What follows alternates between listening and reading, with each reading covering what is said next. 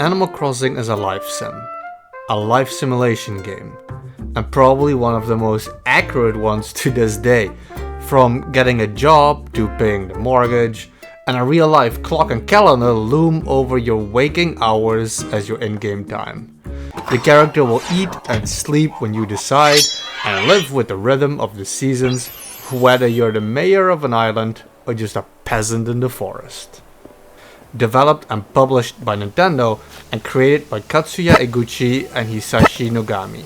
Katsuya Eguchi is, among others, the level designer and director for games like Super Mario Bros. 3, Super Mario World, Star Fox and Yoshi's Story. And Hisashi Nogami, he's the character designer and illustrator for, among other games, Yoshi's Island, Mario 64, and the broadcast satellite Legend of Zelda, which was basically a visual remake of the first game streamed over satellite with remixed maps. Honestly, I really like the style of that game, and I'm still hoping at some point to see it maybe in the virtual console to some degree.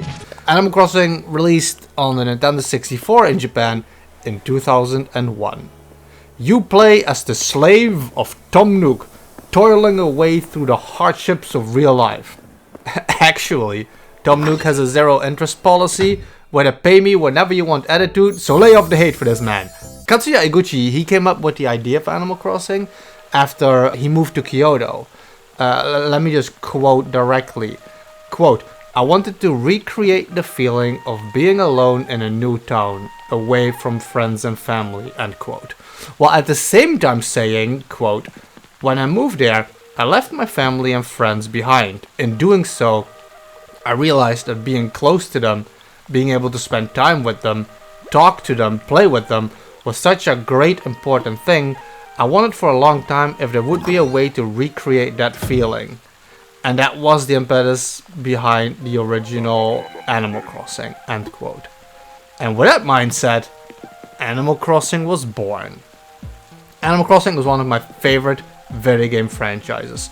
My first Animal Crossing was Let's Go to the City on the Wii, also known as City Folk, and that was released in 2008. I bought this game on launch, so I could use the Wii Speak microphone that came with it to play Monster Hunter Tri with my brother. It's only several years later that I actually tried out the game itself, after I was like staring at my game collection. I was looking at this game, staring at this box, and I was like, let me just play this game, because I felt like trying something different, and I fell in love with it. I poured hundreds of hours in Let's Go to the City. Afterwards, I bought Wild World that came out before in 2005, which I hated, and honestly, I barely played it. When you compare it to Let's Go to the City, it had none of the seasons. It has no special events, specifically no holidays events and anything. There was just nothing in this game, and honestly, it looked like a vomit. Then I bought New Leaf on launch in 2012. I put over 800 hours in that one, and I still love it to this day. Between the 3D effect, I'm a huge 3D user on the 3DS. I love the 3D effect. Animal Crossing New Leaf has an amazing 3D effect. And it also had the online multiplayer, minigame island, and it just had a lot to offer. After New Leaf, I bought the original on GameCube, which released in 2004 here in Europe. And I'd also like to note that I actively play Pocket Camp as well on Android since it launched like 6 years ago. Yeah, because it's celebrating the 6-year anniversary event right now. After City Folk, it was a long wait. A long wait. I waited almost 15 years for a new console Animal Crossing. And then we finally traveled to New Horizons.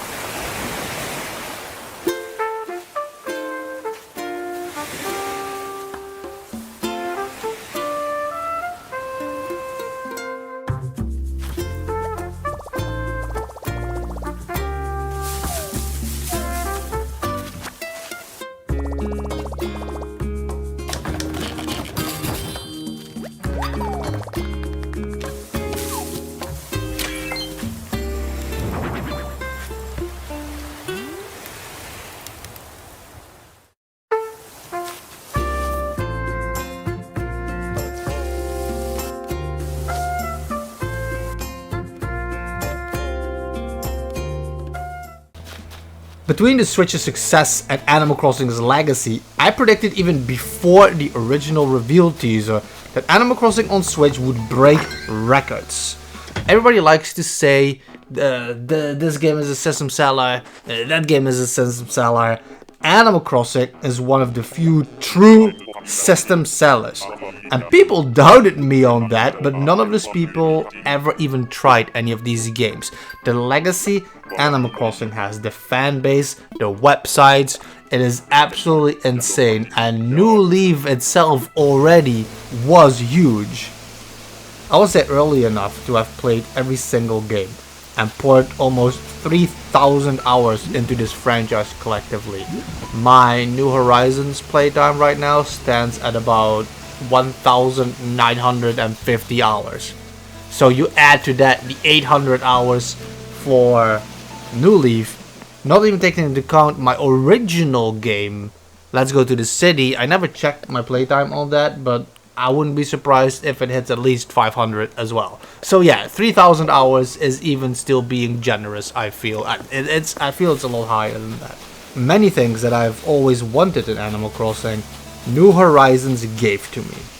And while some consider the launch product to feel bare bones, because, most people these days grew up in like a games as a service society where DLC defines the games we play, myself, I wasn't just satisfied with New Horizons, I was over the moon, or over the horizon, if you will, with everything that this game offered.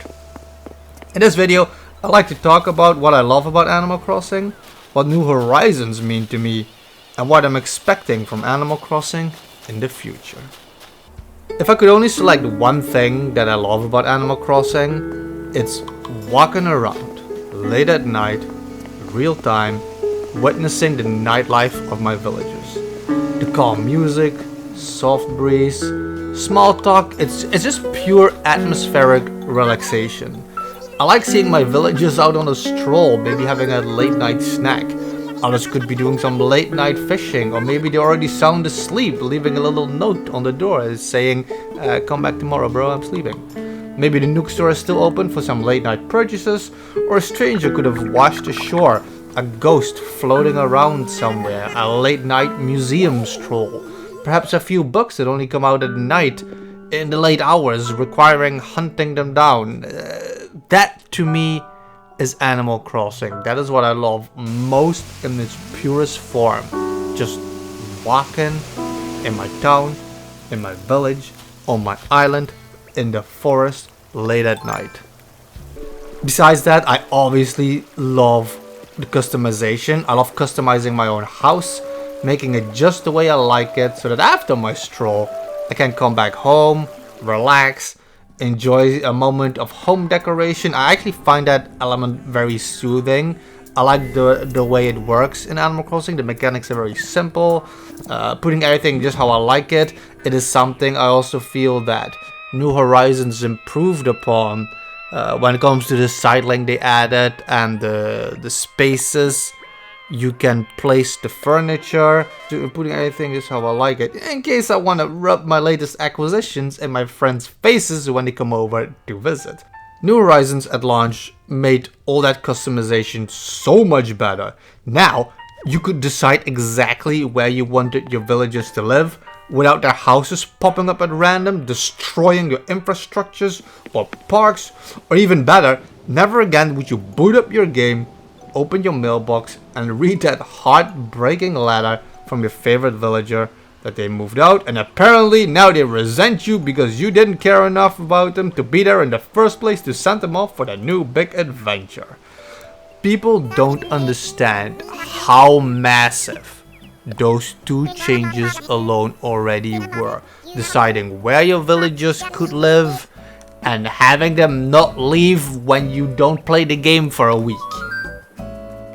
And not only that, Nintendo did what they do best, and they went beyond our expectations. You could now raise mountains, create rivers and hillsides. You could place items outside, something so minor that most of us hardcore fans had been begging for almost 2 decades. Because as minor as that addition seemed, it was a major addition to the game, it was game changing. Then Nintendo released DLC, and they addressed another big wish, if not the biggest wish I ever had, to be able to completely customize the interiors and exteriors, actually, of our villagers' houses. My favorite villager is Rolf. He's been my bro since Let's Go to the City, and in every single game I try to acquire him after that. And I would feel so bad for him because my boy lived in a leaky dump for over a decade with a stupid bucket dripping water in the middle of the room on his sand pile on his disgusting blue tarp wall. But now I could create for him a palace. The Happy Home Paradise DLC overall brought so much more to the table, not even taking into account the fact that they added 9,000 items, and that's not even an exaggeration. From the expansive story mode, endless design options, and rewards that would massively increase the content and playtime of the original game. Now you could truly show your villagers how much it meant to you by giving them castles and gardens and the most comfortable homes you could imagine, or like some people let everyone walk around naked in their shacks. New Horizons to me gave me something more than just in-game content, because now I had plenty of friends to game with. Those that played the games for years as well, and those just now discovering it. Either way, the beginning of New Horizons, to me by far, is my favorite video game memory of all time. The beginning of this particular Animal Crossing, New Horizons, was different than any of the games that came before it, because every single game so far had the exact same start. Go into your house, Tom greets you, work for him, meet the villagers, all that kind of stuff. But in New Horizons, you arrived on a wild, overgrown island with 2 animal friends, and you built a life from scratch. You start off camping in the wild, gathering resources, kind of learning the new mechanics of the game, bonding with the 2 villagers' friends. Lyman, my bro, still with me 6 years later. We built this island together. And as you lived your calm Animal Crossing life, you would join real life friends and have adventures together. Building cities together, exploring the wild, real bonding throughout these new beginnings, and nothing can ever take that away again. I think back to these beginnings with such extreme fondness, and sometimes actually some strange sadness, knowing I could never experience that moment the same way ever again. The way where particularly Clocked It and Gaming With Me, we were discovering a game we all loved from our past, and we visited each other's bare bones, wild, overgrown islands, laughing, talking, finding how did you get a ladder? You have a pole and then you just pole vaulting over the river into an unexplored part of your island, and just it's unexplainable. To me, that sentiment felt like when Zelda changed from 2D to 3D with the Nintendo 64.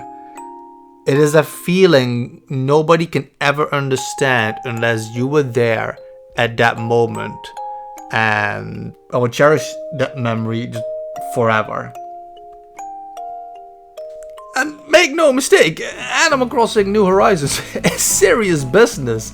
As Animal Crossing players, we have experienced trauma like no other gamer could ever understand. For instance, once my girlfriend let her son play for a little bit, and the next day she realized, without understanding what he had done, that he told her favorite villager, Eunice, to get her ass off the island and never come back. And my girlfriend only found out because when she entered Eunice's home, they had packed up all his shit in the boxes, meaning the next day they would be gone forever, because that's how Animal Crossing works. A villager will tell you they want to leave.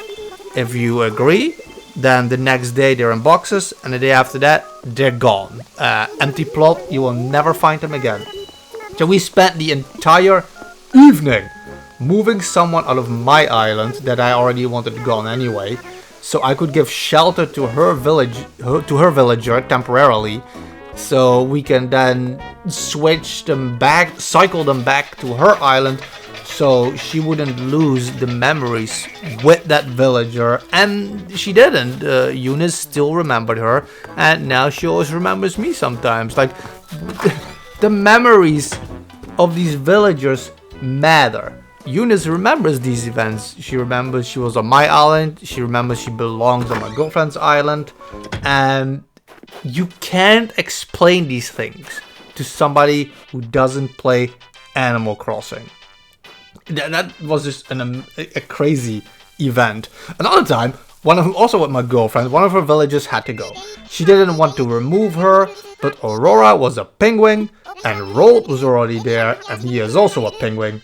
And space has to be made for a newcomer. So there's almost 500 different villagers. Your island can hold 10 in New Horizons. New Leaf had 15, I think. It sucks that they went back so far. I don't understand why.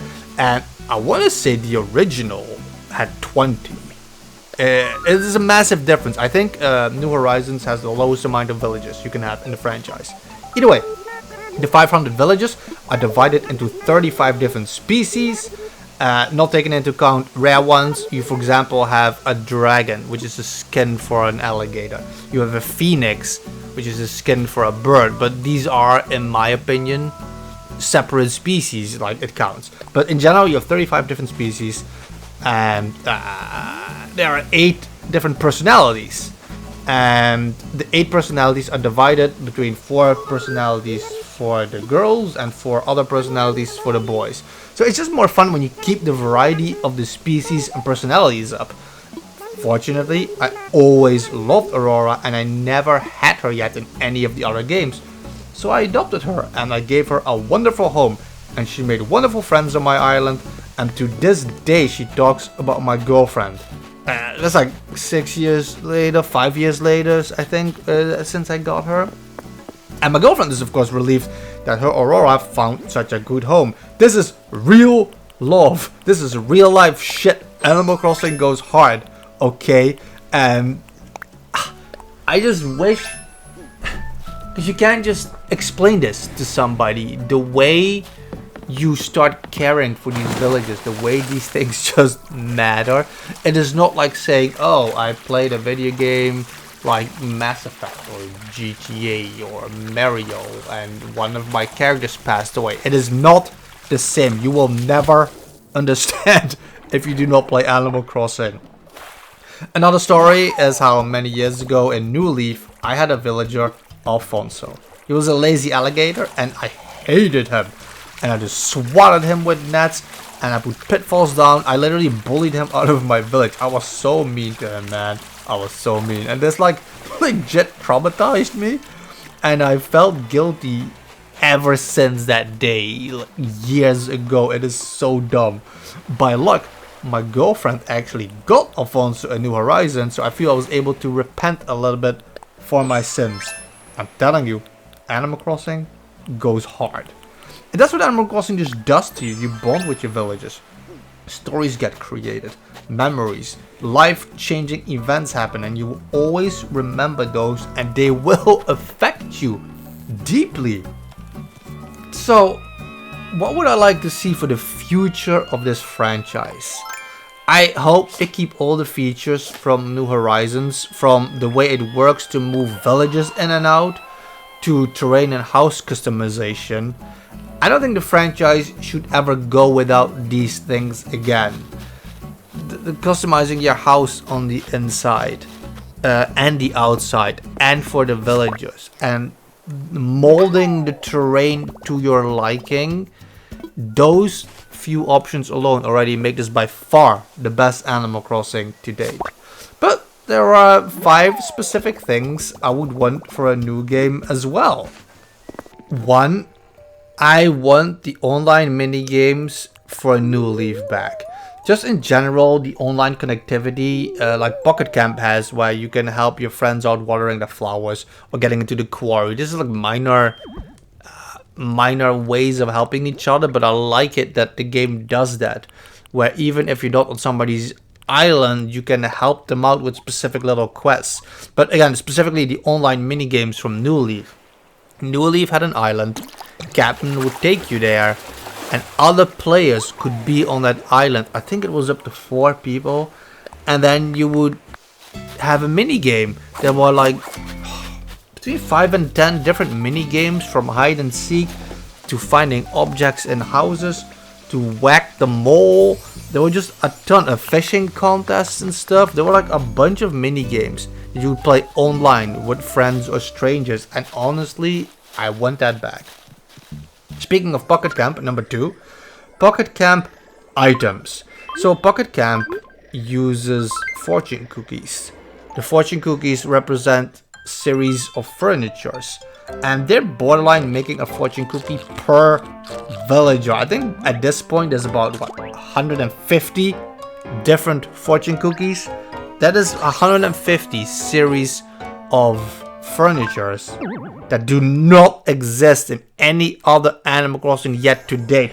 And the fortune cookies rank in skill from bronze to gold. They go from like a set of clothing to massive sets that the villagers interact with, and all this stuff should be in the next Animal Crossing. Pocket Camp also has, for example, like more fish and more bugs kinds, but they also have like weird stuff. Like in Halloween you can find bonefish, which is kind of surreal, and I want all that stuff from Pocket Camp in the next game as well. And when we're talking about adding stuff, I'd like, like more paintings, but I also like, new villagers. On top of that, I would like new species and new personalities. Like get like bug villagers. You could make that look just as cute to have like bug villagers. There are a couple like that where like there are like there's a dragon one, for example. I mean, it's not really a bug, but you know what I mean. You could make this work. Just add a bunch of these things in the game. The third one is new areas to explore. I would love for Animal Crossing to take a page, because it's thanks to the DLC from New Horizons, you have crops you can cook. So I would like them to take a page out of the book of, for example, Rune Factory. Just have areas you can explore that are attached to your village. So you'd have like the village area, and then maybe you can go to a different screen at the edge, and you can go into a mine or a forest, and maybe have some quests there that stand out, outside of your village.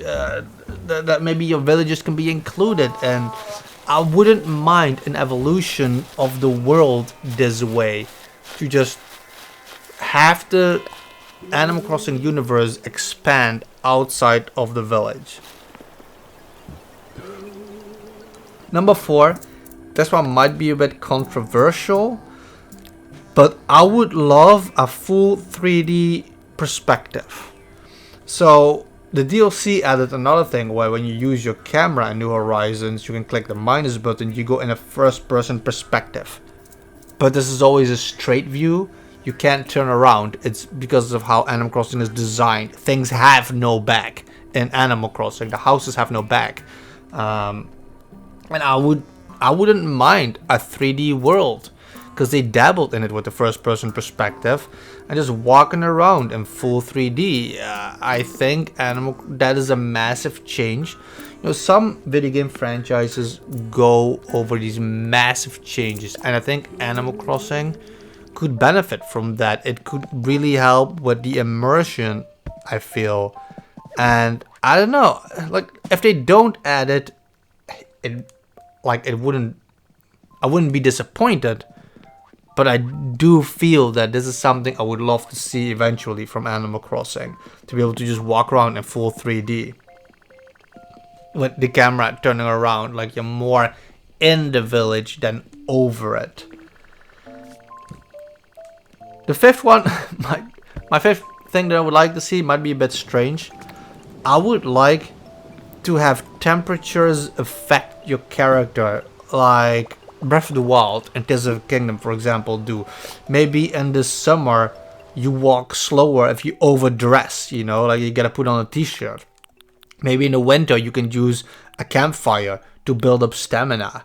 Or maybe if it rains, use an umbrella so you can't get sick, so that this time, you know, it's not just your villagers getting sick, and maybe it's even your villagers bringing you medicine if you are sick from if you stay too long in the rain. I don't know, I would like this type of interaction. Maybe it's too much.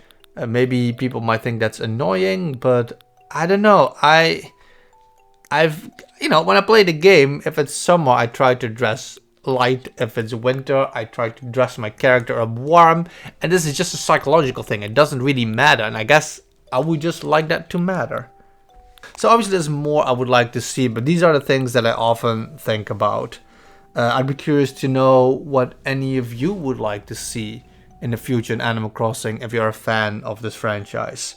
I hope you enjoyed this video. Be it a stroll through memory lane or the voyage into the future, I absolutely love Animal Crossing, and in the end, no matter what the next game will bring, I'm certain I'll be putting hundreds and hundreds of hours into it. Again, I would love to know like something you would like to see in the next game if you're a fan.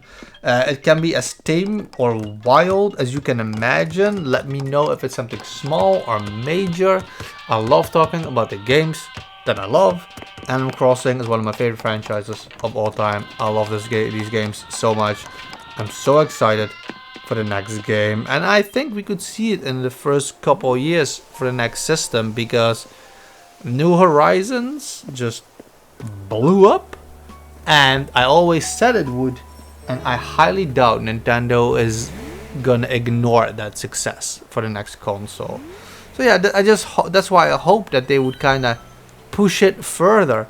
I feel every Animal Crossing kind of brought something more to the table, and I would love for the next Animal Crossing to go just bigger than it's ever been and to just blow me away. I can't even imagine the first time they would reveal the next Animal Crossing. Like I can't. It is my most wanted game as of now, honestly. And not just because like I'm done with New Horizons, I'm still playing it. I guess I'm just also specifically excited to see an evolution in this franchise. Please subscribe for more content like this. I hope you enjoyed this video. There's a lot more gaming content from me coming, from topics, discussions like this, to reactions, gameplay stuff. You'll find anything gaming, modern and retro on my channel. All my social media links are also in the video description. And if you think of it, say hello to your villagers for me.